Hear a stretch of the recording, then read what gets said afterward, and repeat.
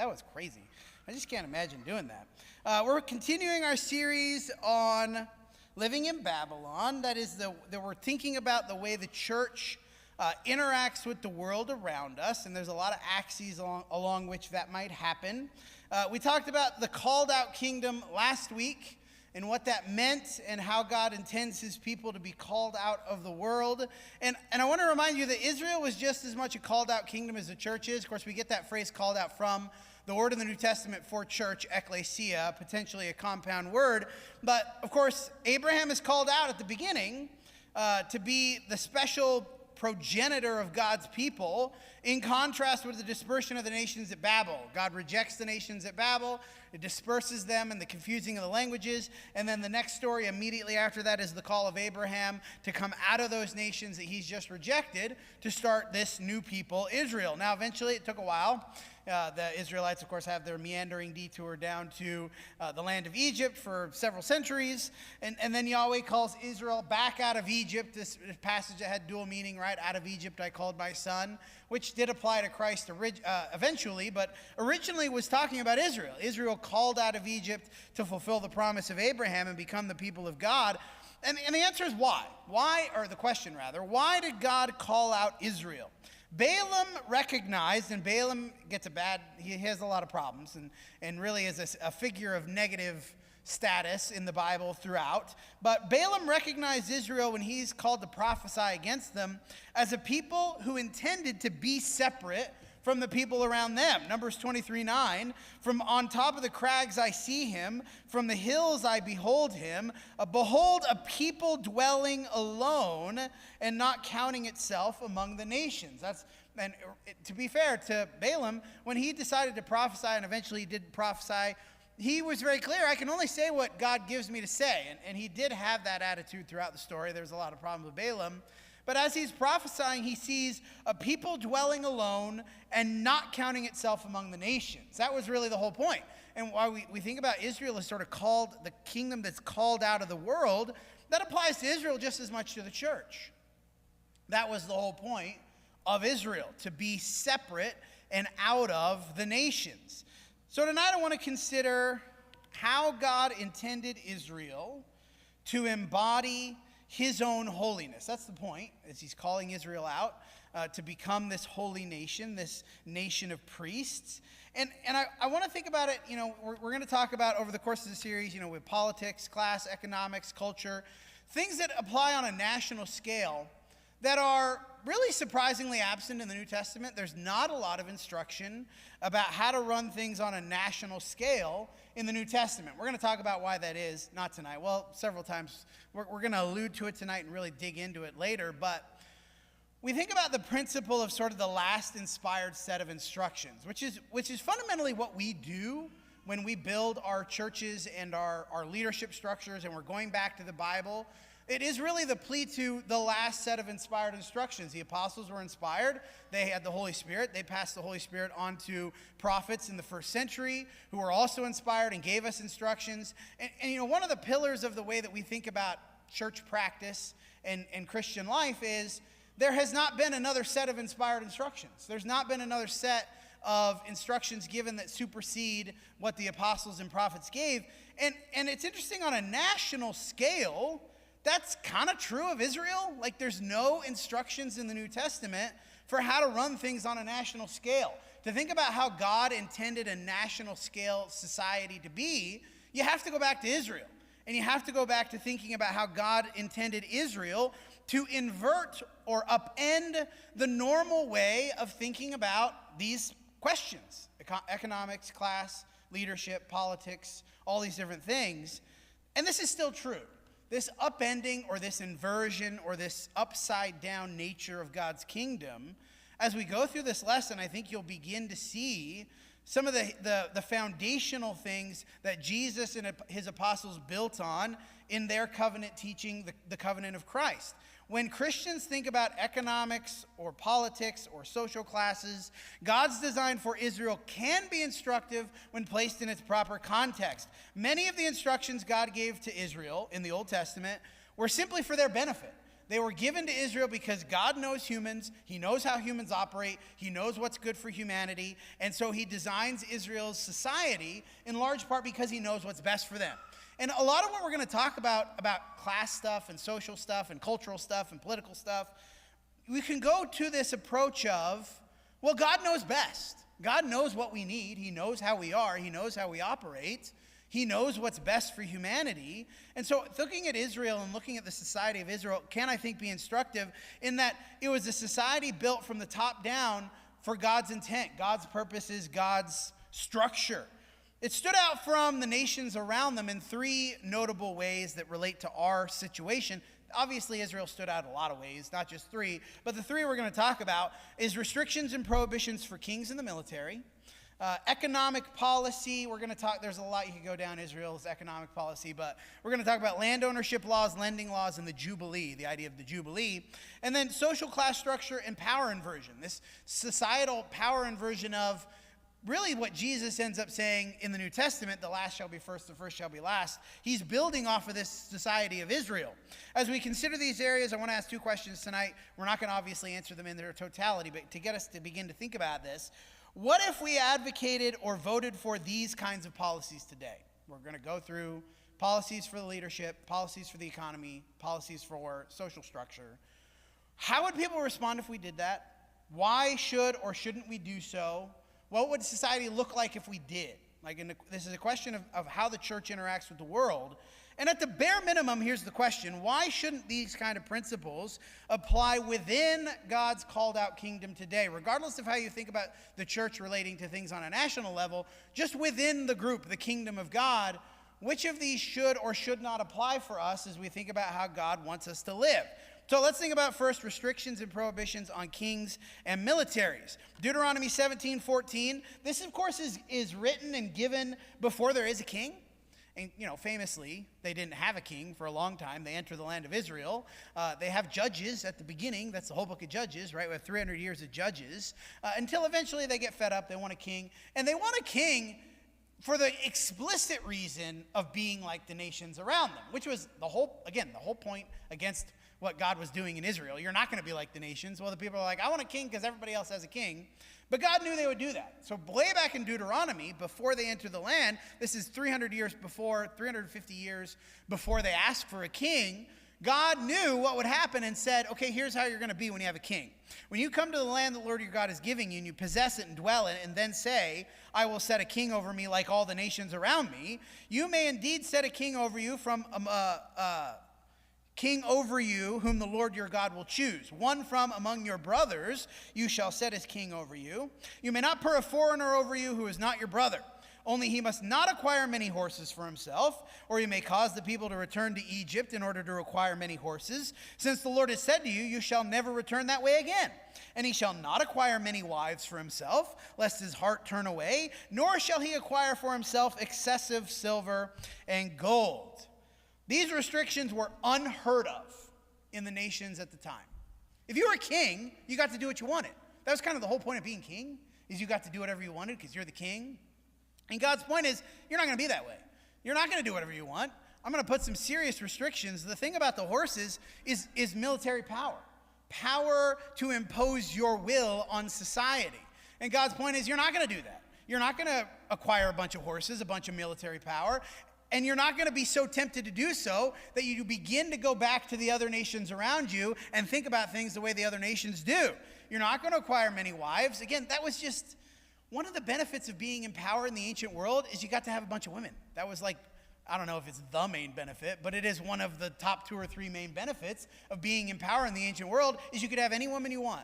And God says, no, you're not going to do that. You're not going to be having all the bunch of women that you want. And of course, Solomon is probably the most famous of this. For the exact reason of what happened to Solomon, they ended up taking him away from God.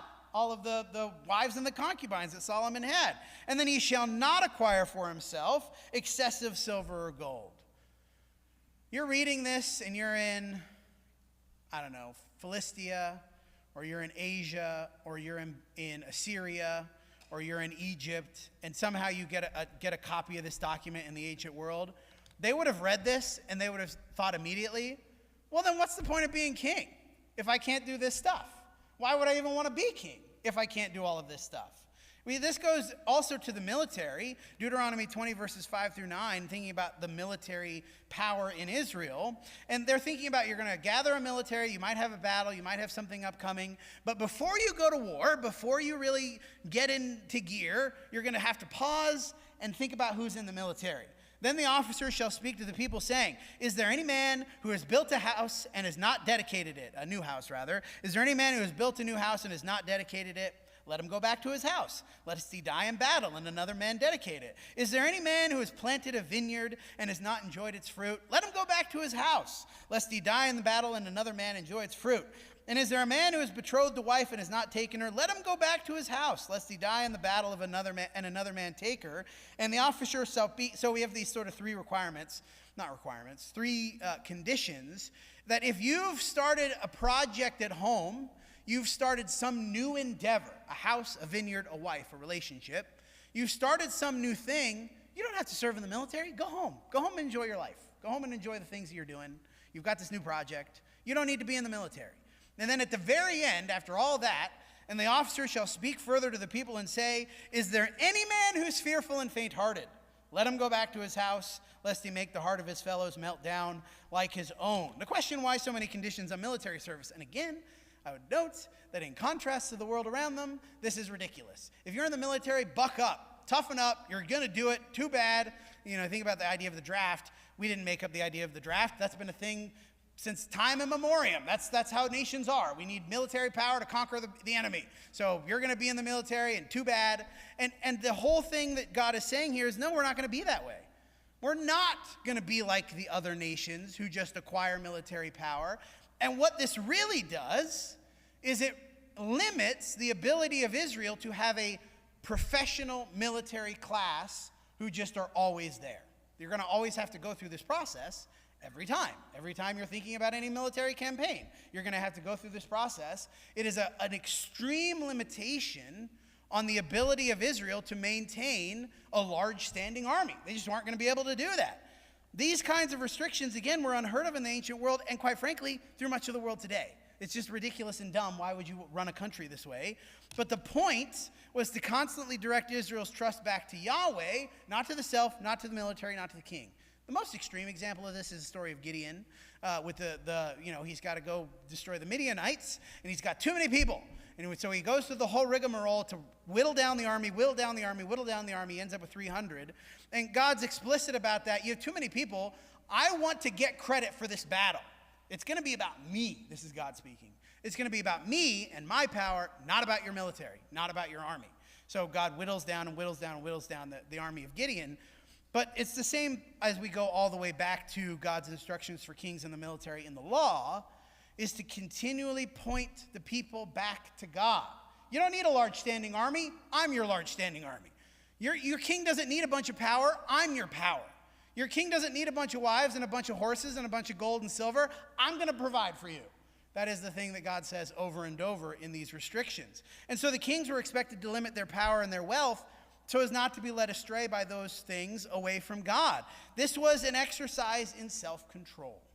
The king was expected to have the most self-control, not the least, as it would have been in all the other nations around them. Again, the benefit of being a king is you don't have to have self-control. I can do whatever I want. And God's point is, no.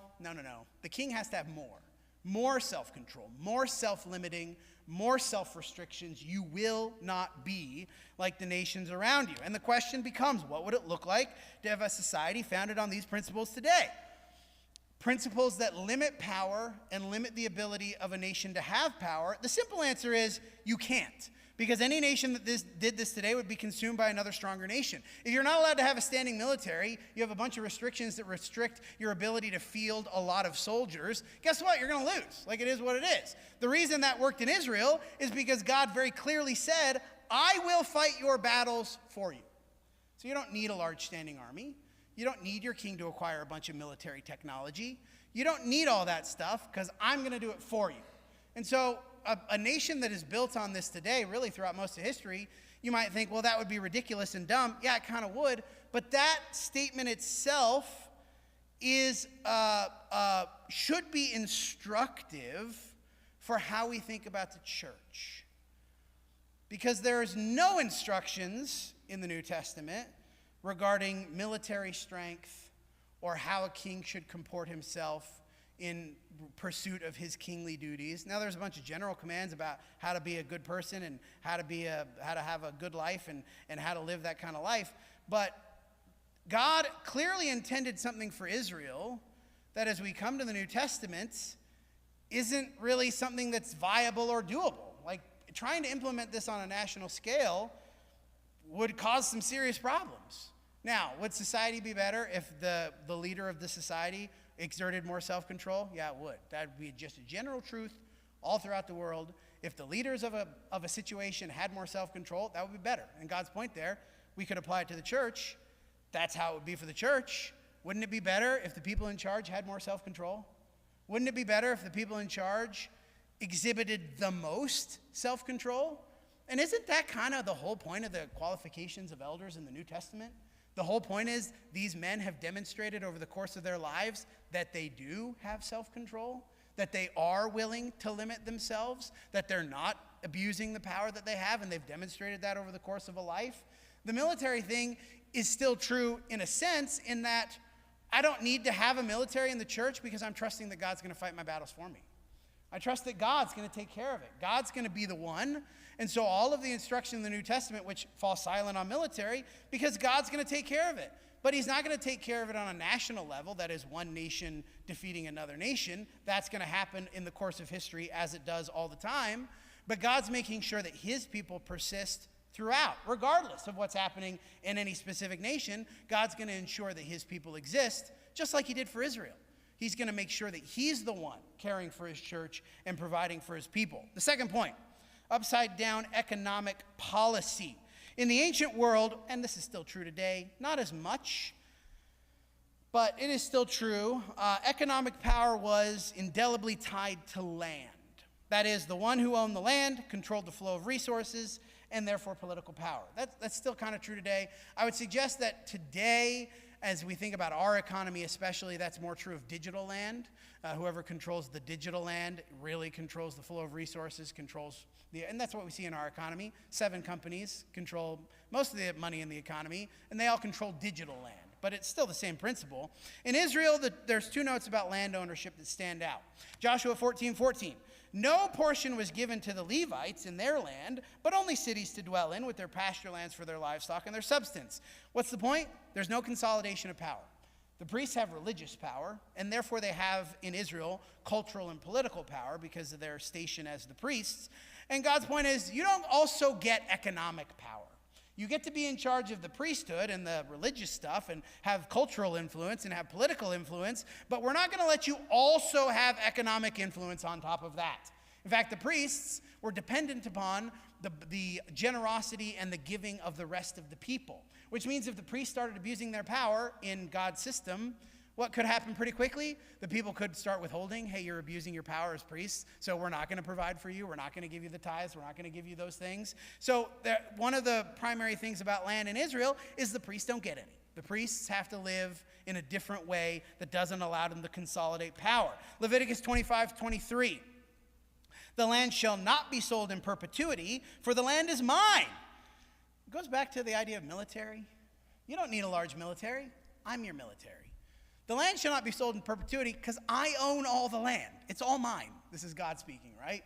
I have given it to you and I've divided it up amongst you because you have to live, but I own the land. It's all God's. For you are strangers and sojourners with me. That is, it's not yours, it's mine. You happen to live here now with me, but it's all my stuff.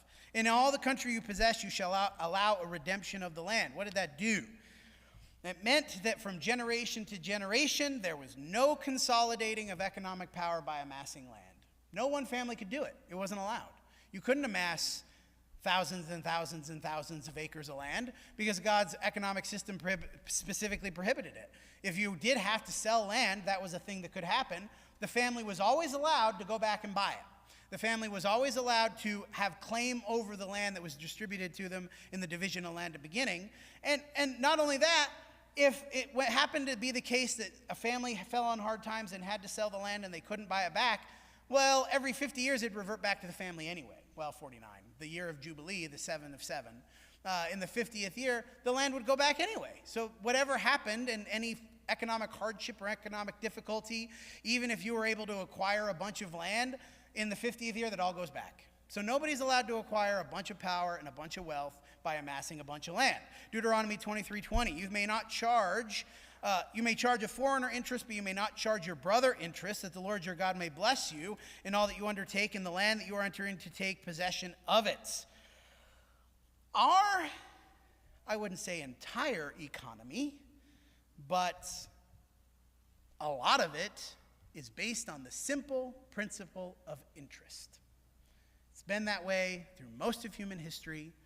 I shouldn't say most of human history. For a lot of human history, interest is the primary mechanism by which the rich get richer, because they're the ones that have the ability to lend out money. They're the ones that have the ability to lend out whatever it is they need to lend out. And so again, we see the principle here. You're not allowed to accumulate a bunch of wealth. And God's cutting off the primary avenue for that. No interest. You're not charging interest. Deuteronomy 15:1-2. At the end of every 7 years, you shall grant a release. There's two jubilees. There's a 7-year jubilee, and then there's 7 times 7 jubilee, which is the major one. But this is a minor version of the jubilee. At the end of 7 years, you shall grant a release, and this is the manner of the release. Every creditor shall release what he has lent to his neighbor. He shall not exact it of his neighbor, his brother, because the Lord's release has been proclaimed. No interest, no long-term debt. Think about how society would be different. Just those two principles. Think about how different our society would be. No interest, no long-term debt.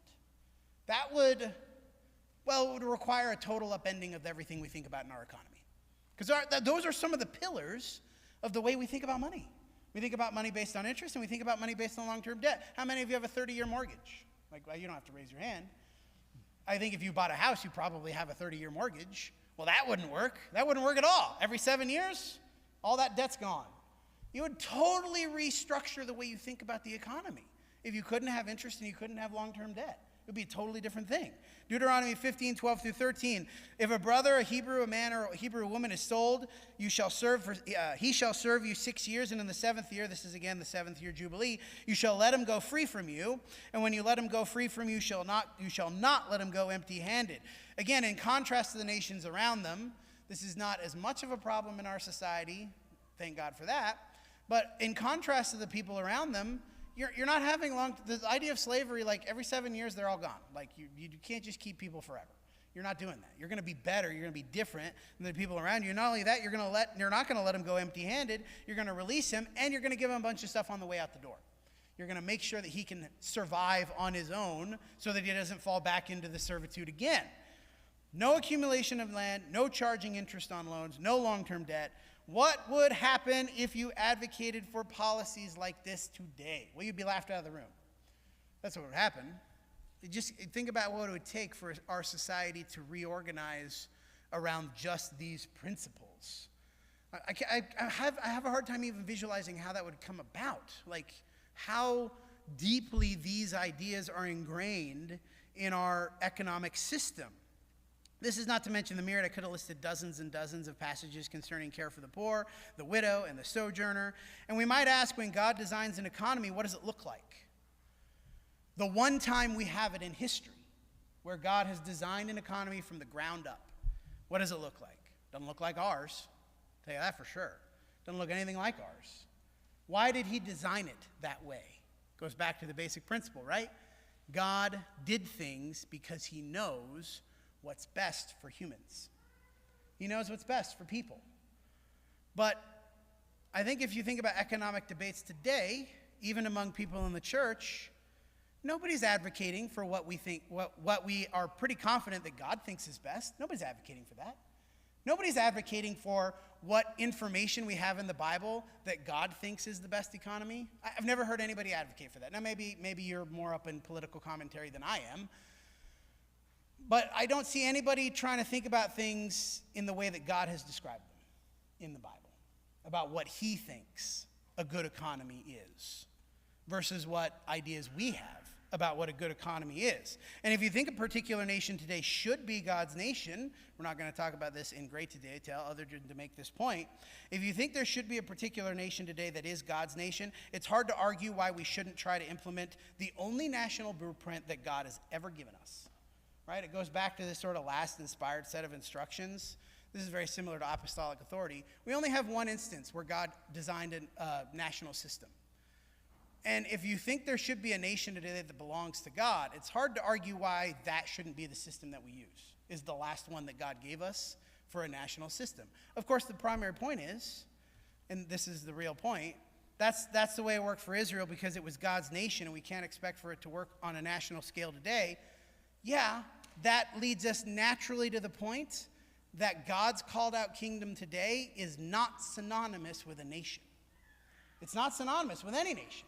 It is a thing that operates on a different set of axes. It is a thing that operates on a different set of scales altogether.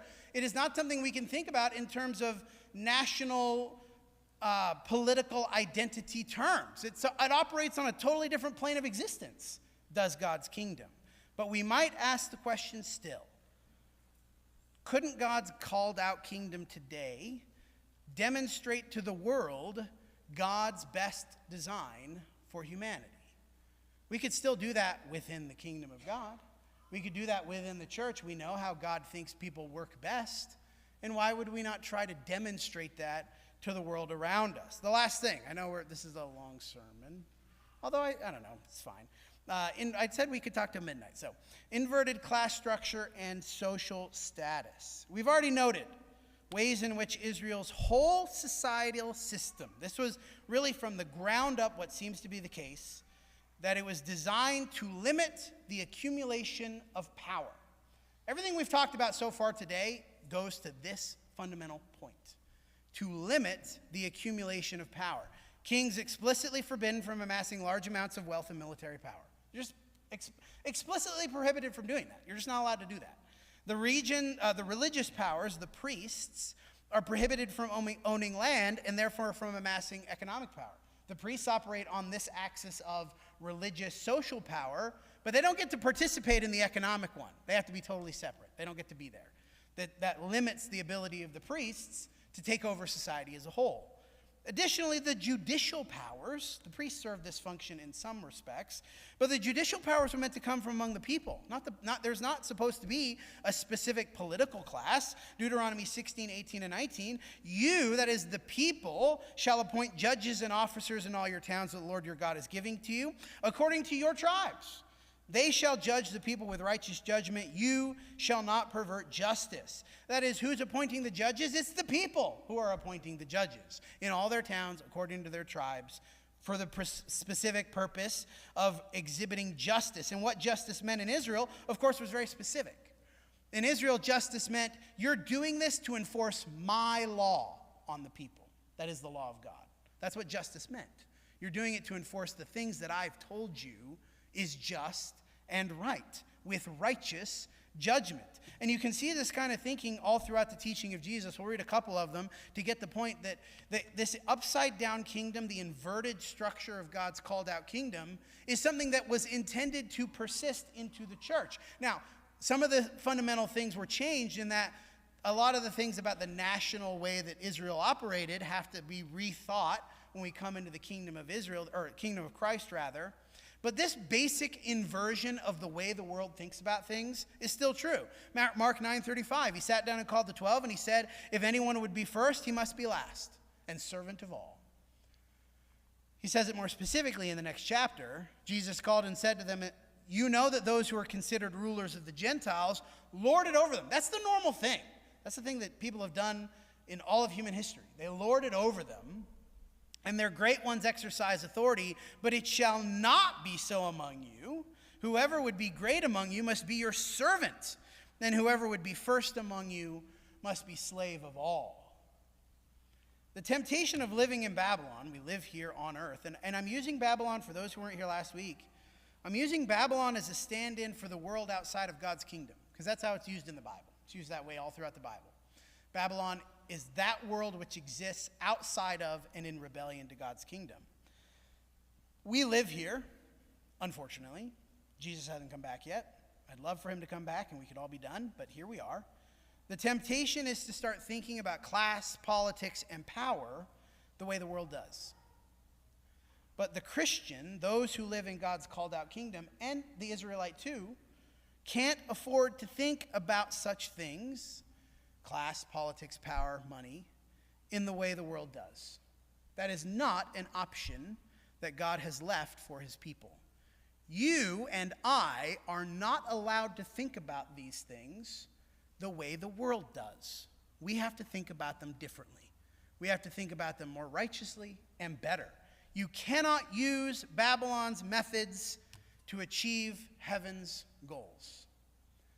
The moment you start thinking, well, if I act like the world around me, I can start doing more, I can start implementing more Christian ideas, you've already lost because you're starting to think like the world around you. The moment you think, if I did it the way the other side did it, I could be more effective, you've already conceded the battle because now you're starting to live like the rest of the world. We can't afford, we are supposed to be better than the world around us. We cannot use the methods of Babylon to achieve what God is intending for us to achieve. Because from the top down, we're supposed to be thinking better. And Jesus, of course, makes this clear in the Sermon on the Mount, where over and over in the Sermon on the Mount, you have heard that it was said, but I say to you this. When Jesus does that, every time he does that, it's not you have heard that it was said, this command in the Old Testament, but I say to you, here's something easier. It's never the case. It's always, you have heard that it was said, this is a command in the Old Testament, and I say to you, here's something harder. Here's something more restrictive. Here's something more intense. And so when we think about Israel versus the church, why would we think that God is relaxed the way that he wants us to contrast the world? Why would we think that he's made that easier now? We are supposed to stand out more. The modern day version of a utopian society where people help each other, needs are met by surplus, those in power don't abuse their position, that entered popular conscience through Israel. That is, until God instituted a national set of policies like this, nobody in the world thought this way. For all of human history, those in power get to do what they want. Those who are weak deserve what they get. That's how the world thinks. That's how the world has thought for thousands and thousands of years. It's not until Israel and eventually Jesus and eventually the explosion of the church that the world began to think differently. Not because they had suddenly a new change of heart, but because God's word began to penetrate more and more of the world. The way God thinks began to saturate through how people thought. The only reason people today think this is a good idea, the only reason even people that aren't Christian or people that don't want to be Christian or people that don't know a God at all, they'll still say this sounds pretty good, right? We want a society where people help each other, needs are met, and those in power don't abuse their position. The people in the world today only think that because God made it up. And God made it up in such a way that it began to saturate into the way the world thinks. Through the conversion of people throughout history and Christianity, the explosion of Christianity, God is the one that made this society up, this kind of society. Until God set it up in Israel and eventually it expanded through the church, societies did not think this was good. Societies did not think this is the way it should be. Nobody thought that. Until God showed the world a better way to be. And to do that, what did he have to do? He upended the entire normal way of thinking about society. That's what he had to do to accomplish it. To accomplish a society that at least nominally met these kinds of goals, God had to tell Israel, you need to think entirely differently than the world around you. And when we come to today, our situation, the church, it's still true. If you want to influence the world for good, you have to start thinking radically different than the world around you. You have to think about things in God's terms, not in the world's. The temptation is always for people in the church to think about things the way the world does, to use the world standards of right and wrong, to use the world standards of what good and bad is and what good behavior is and wicked behavior, or whatever you want to put in there. But it's only by thinking about things in the inverted, upside-down way that God does that we can begin to influence the world for good. And that ultimately begins in our hearts, right? It begins with us thinking about things in God's way in our hearts. It begins in our groups, our congregations, that we begin to think about other people the way that God calls us to think about other people, to think about money the way that God calls us to think about money, to think about class, the way that God calls us to think about class, to think about leadership, the way that God calls us to think about leadership. Only if we start demonstrating those characteristics can we at all hope to influence the world for better. At the very least, God has always intended his kingdom to look dramatically different from the world around it, regardless of what you think about national politics or culture or economy or whatever. The question is, does God's called out kingdom today stand out? And we might personalize it in do we? Do we stand out? Do we think about things in a way that is dramatically different from the world around us? Do we treat each other differently than the world around us treats each other? And if we don't stand out, why might that be a problem? Because are we really called out of the world if we just look like the world? Can we really claim to be the called out kingdom if everything we do just looks like everybody around us? Aren't we just in the world at that point? We haven't been called out at all. This is the repeated theme, and this is my last slide. This is a long sermon, I know. Thank you for bearing with me. The glory of God is seen in the contrast or difference between his called out kingdom and the world around it. That's where the glory of God is. It's in the difference. The difference between how we think about things, how we treat each other, how we treat people, and the difference between that and how the world thinks. And if there's no difference, then we are not contributing to God's glory. Because that's what it was in Israel, that's what it is today. We offer the invitation, not really an evangelistic sermon, except to be a part of the called out kingdom means to come out of the world, right? We're called out of the world. Why does Peter tell us? So that we can proclaim the excellencies of him who called us out of the kingdom of darkness into his marvelous light. The invitation is ultimately to join the kingdom of marvelous light. I hope that you see something different here. I hope that when you think about how we interact and how we talk and how we act and how we treat each other, that you see something different than what you see in the world. And if that's the case, let's talk about why that might be. How is it that we came to that way of behaving? And it's because of Jesus, because of his grace and his mercy. If you want to know more, be a part of the church, come while we stand and sing.